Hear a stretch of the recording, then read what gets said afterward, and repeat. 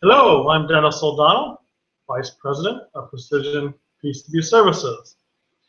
We are a distributor of electronics equipment, primarily BGA Rework Stations, and then supplies needed to do BGA rework.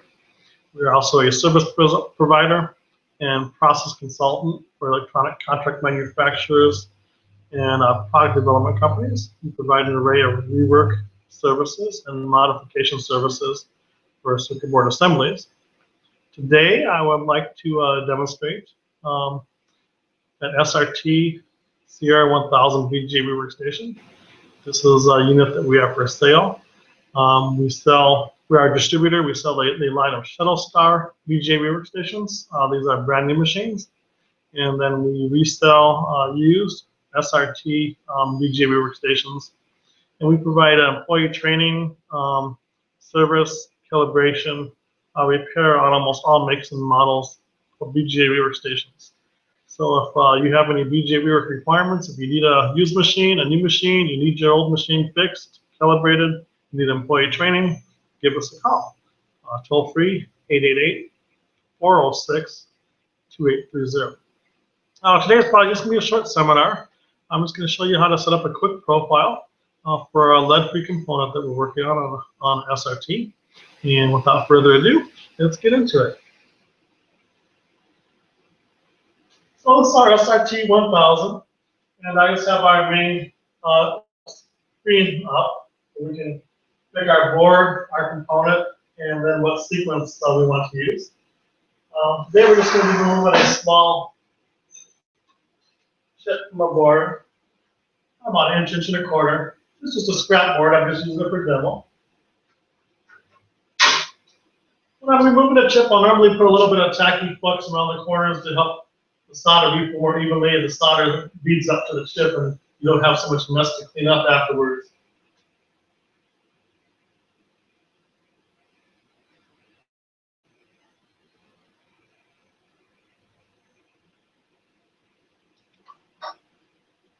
I'm going to slip a thermocouple under the chip. If you're lucky, the chips have enough height where you get a thermocouple under them. If I can't get a thermocouple under the chip, I'll put one on the bottom of the board. If you're doing a good uniform heating from the top to the bottom, you shouldn't have more than a 10-degree difference on the temperature of your reading from the bottom side of the board.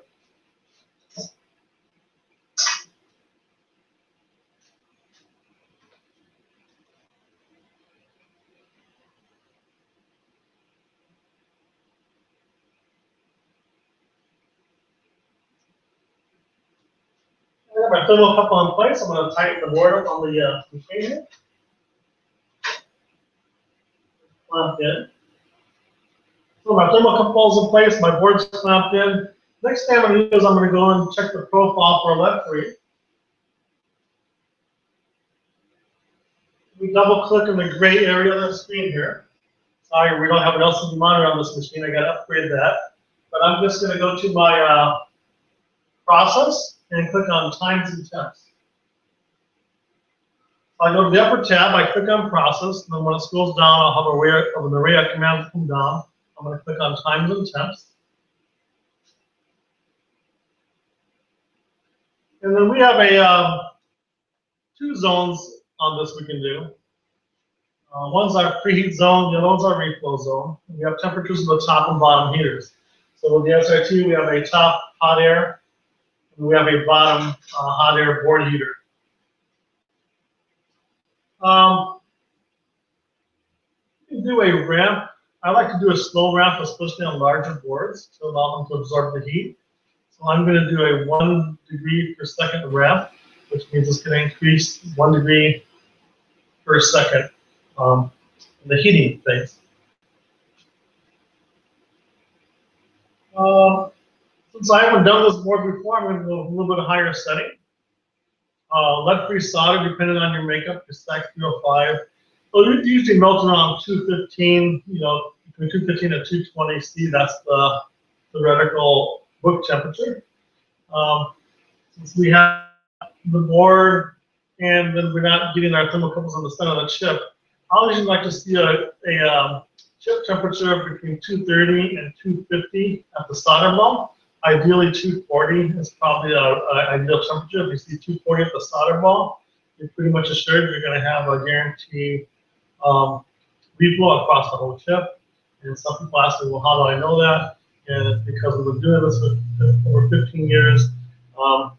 And when I get a 235 or 240 at any area on the chip, or even at the bottom of the board, I'm getting a good connection based on our years of experience and 100% yield most of the time.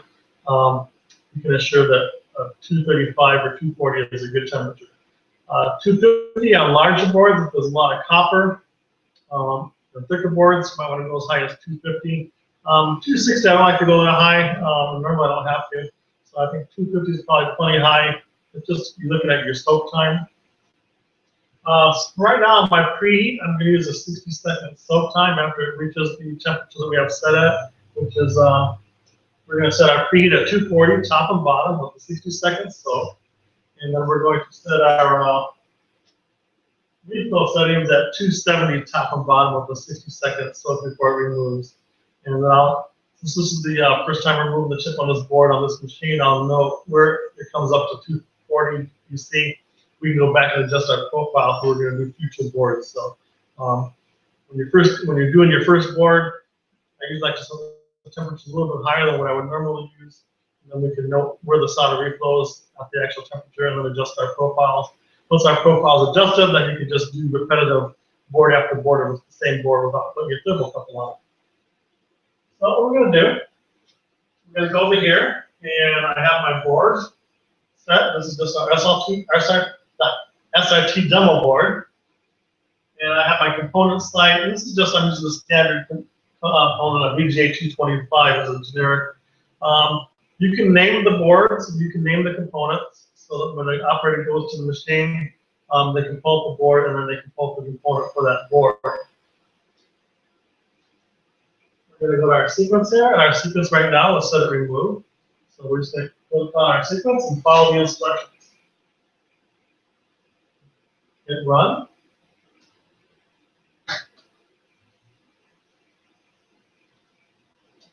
The prism is going to go into place, and there's instructions down here, and it tells me center site in nozzle. Once it's centered, then press go to continue.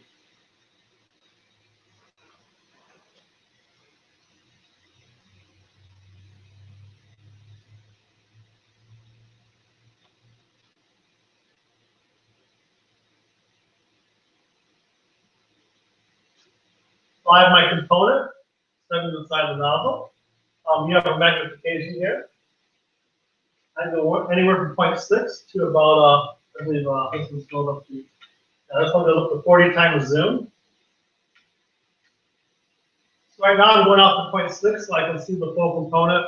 If I was placing the component and I wanted to see close up on the BGA pads, I can go in a higher magnification to align the balls to the pad. But right now we're just doing a simple removal. So I've lined I've set my sight in the nozzle. I'm pressing go, because it tells me press go to continue.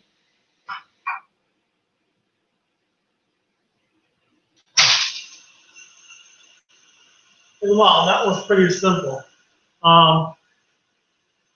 It's pretty simple to set up the machines. Like I say, you just have to get a knack once you start working with them to what heat are we going to use for the board.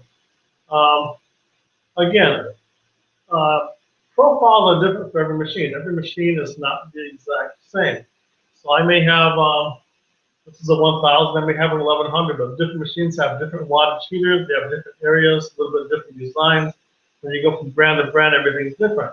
So if I'm using a 260 top and bottom reflow profile, it may not work on the SRT machine next to it. You have to go ahead and make sure you do calibration tests on top and bottom heaters. Make sure your calibrations are correct. Make sure your heat output is the same.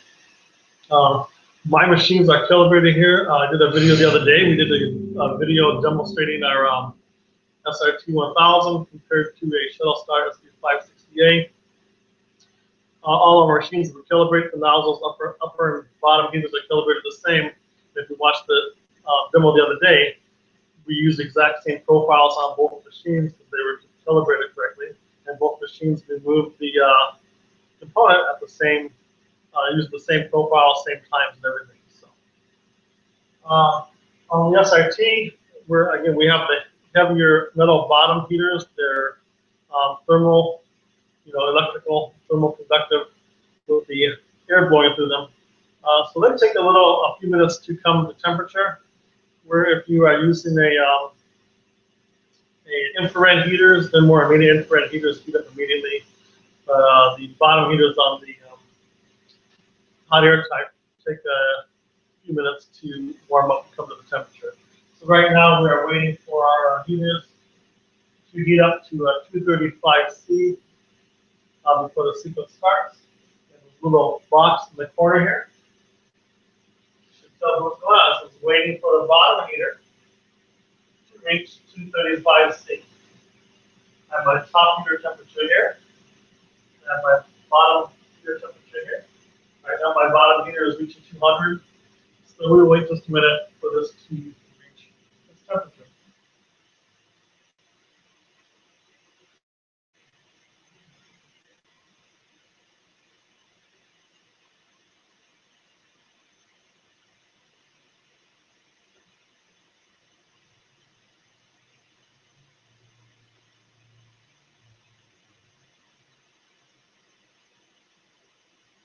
If you have any questions, feel free to tune into our live broadcast where you can ask questions live.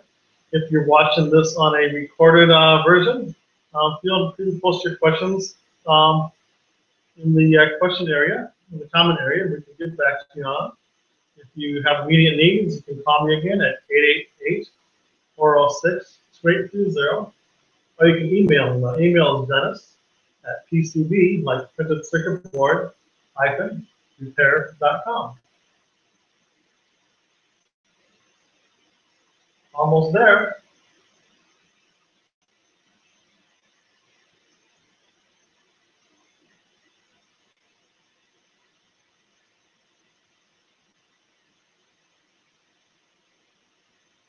Okay, this machine's for sale. It's an older machine. It's a 1996. It has very low usage. The heaters are in very good condition. They heat up very well. Heating head this one down. Now we're going to start, and the top and bottom heaters will increase according to our set profile.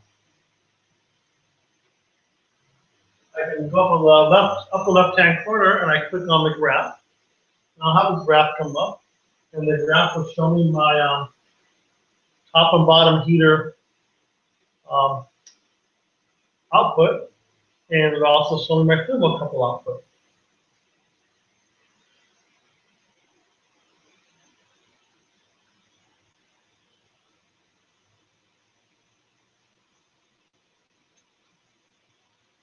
So the idea is with the bottom heaters, especially the perimeter heaters or the board heaters, it's sort of like just refill soldering, or if you're wave soldering, you like to see a board heat of around 150 C to 180 C is my preference. Your lead solder, 180 is getting a little close to refill, so you might want to go around 150, 170. On lead-free solder, it's just like say, we're not going to really solder refill till 220 or higher. We can get up to even 200 C on the board temperature. I think about 180 is ideal. Now for a whole board, is so that it doesn't warp. If I focus 260 C of degrees just on the component area, and the rest of my board is cold, it's going to warp, especially on larger boards. And we don't want our boards to warp. We want to have a profile that heats them up slowly, allows them to absorb the heat at their own pace, and then we want them to come to temperature and have the same amount of heat from the top of the chip to the bottom of the board. I want that heat to soak through and give me a full, 230, 240 C from top to bottom.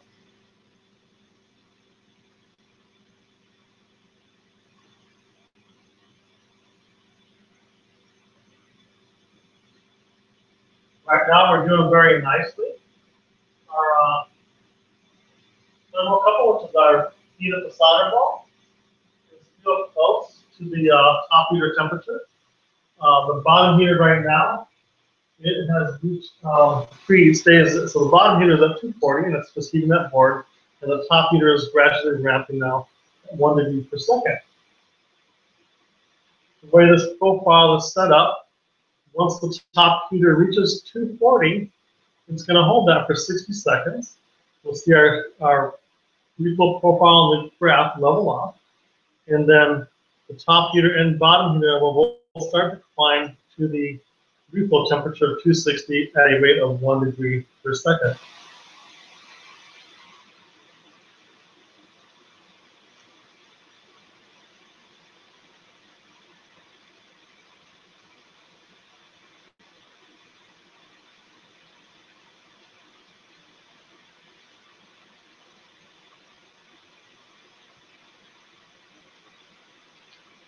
Today we are doing the removal only. We're trying to do these live broadcasts daily at 11 a.m. So you can tune in. You can comment what type of machines you're using. What type of rework would you like to see? So like I said, right now we're going between the SRT 1000, which we have in stock for sale. We have new shuttle star. We have the SV 550. We have the SV 560A. And we have the SV 560 all in stock. And we're doing various demos on these machines daily and basically showing you how to set up profiles, install and remove components.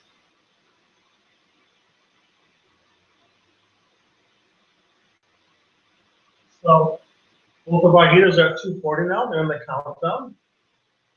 We're at about 30 seconds into it, 30 seconds more, and then they're going to start to go into the profile or the reflow stage.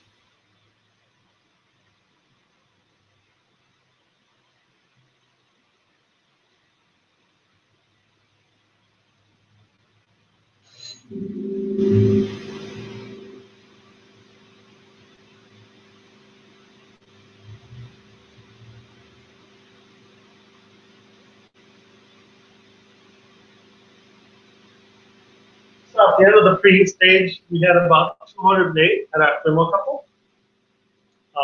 That's at the solder ball. Like I said, we're shooting around 230 to 240 at peak temperatures. So I think we have about 30 more to go.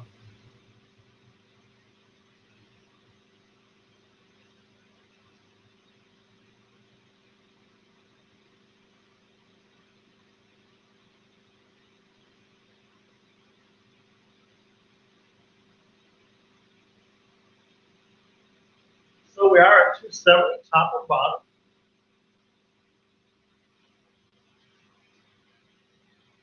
Like right now, we have a 224 temperature at the solder ball, and about 42 seconds to go. So let's see what we get. We're going to shoot for 240 to 250 at the solder ball.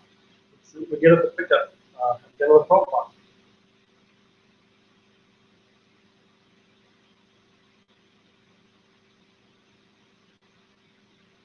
25 seconds to go.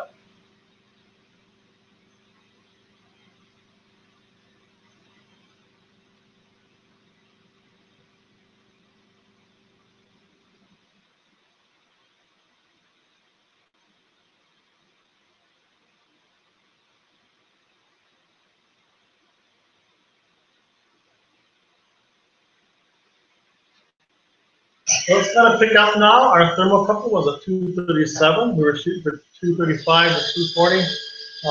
That was great. You see the component's been picked up. It's going to be placed on the upper net.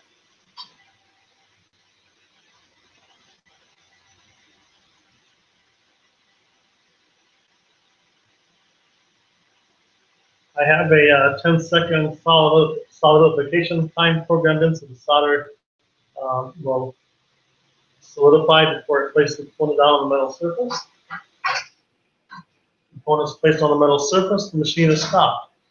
The top and bottom heaters are rather hot now. Before I can do another board, I need the machine to cool down. So I'm going to go over here and I'm going to close the graph, stop the sequence, close the chart. I'm going to double click in the gray area. I'm going to go to Setup tab. I'm going to click on I/O Diagnostics. I/O Diagnostics. And I'm just going to turn on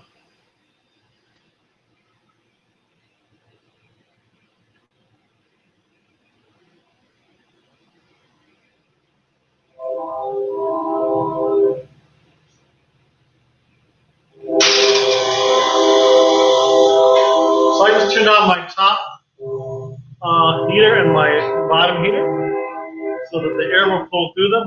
I don't have the heaters on, I'm just having the airflow go. And this will cool my heaters down.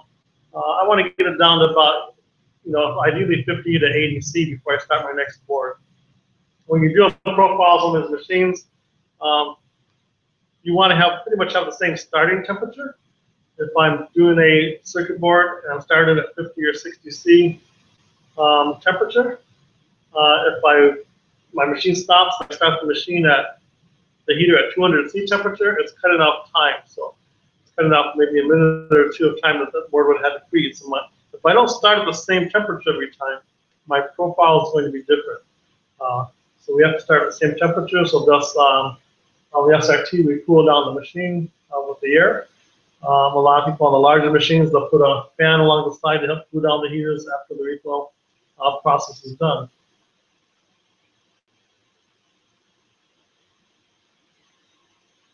You can program it into the machine, so I have an automatic cool down, so I don't have to go manually do it. I haven't done that yet, but we can program our sequences. We'll get into that here, but if you need any calibration or programming on your sequences, we're happy to come in and do that. That ends our broadcast today. We set up a profile on an SRT Sierra 1000. We removed the chip successfully. We were shooting for a 235 to 240 solder ball temperature at the chip. We hit 237, and that's good for me, so I wouldn't change that profile now. I would save it for this board.